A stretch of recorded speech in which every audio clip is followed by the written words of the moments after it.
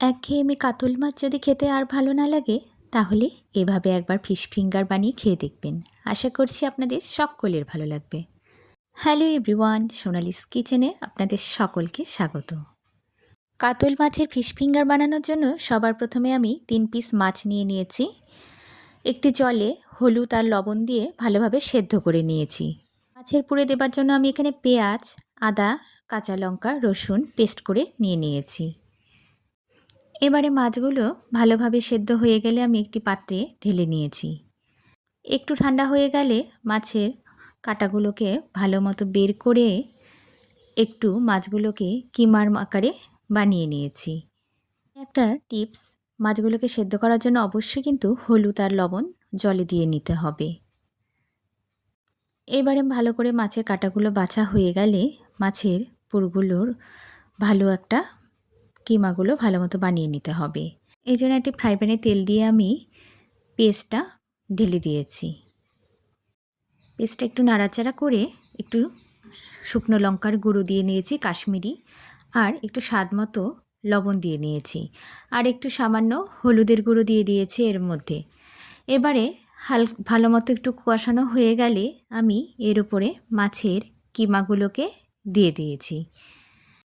মাছের কিমাগুলো দিয়ে দেওয়ার পর ভালোভাবে মিশিয়ে নিয়েছি পেস্টটার সাথে। এরপর সামান্য একটু ধনের গুঁড়ো আর সামান্য একটু জিরের গুঁড়ো দিয়ে দিয়েছি।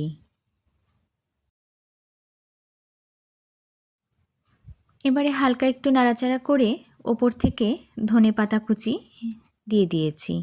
ব্যাস, মাছের পুর কিন্তু রেডি। এবারে একটি পাত্রে আমি ঢেলে নিয়েছি। ঢেলে একটু ঠান্ডা করে নিতে হবে। আমি ঢেলে ঠান্ডা করে নেওয়ার পর হাতে চাপ দিয়ে দিয়ে হালকাভাবে ফিঙ্গার শেপে করে গড়ে নিয়েছি।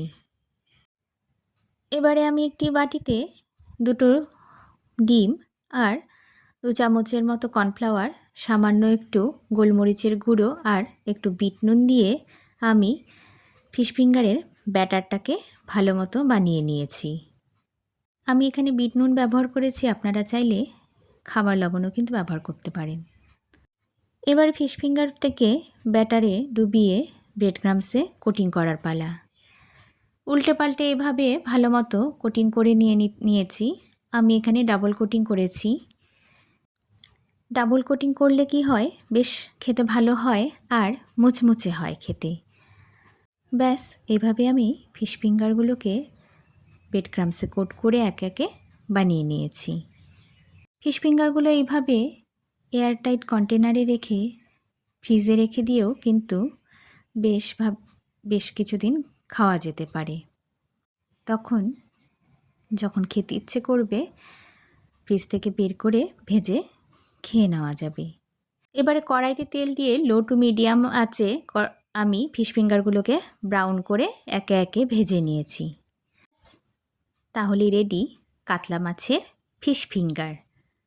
ভিডিওটি ভালো লাগলে অবশ্যই একটি লাইক করবেন, শেয়ার করবেন আর চ্যানেলটিকে সাবস্ক্রাইব করে চ্যানেলটির পাশে থাকবেন।